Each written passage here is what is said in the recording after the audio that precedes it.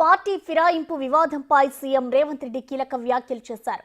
Party ఫిరాయింపు చట్టం కఠినంగా ఉంటే తమ ప్రభుత్వానికి ఢోకానే ఉండదన్నారు. తమ ఎమ్మెల్యేల సంఖ్యాబలం 65. ఎవరు పార్టీ మారే అవకాశం ఉండకపోతే తమకే మేలన్నారు CM Revanth Reddy. BJP, BRS తమ ప్రభుత్వాన్ని 3 నెలల్లో కూల్చేస్తామని అంటున్నాయని, చట్టం కఠినంగా ఉంటే ఈ పరిస్థితి ఉత్పన్నం కాదన్నారు. కాగా ఫిరాయింపులపై హైకోర్టు తీర్పును తాను ఇంకా అధ్యయనం చేయలేదని, ఇప్పుడే ఏ కామెంట్ చేయాలని చెప్పారు సీఎం రేవంత్ రెడ్డి.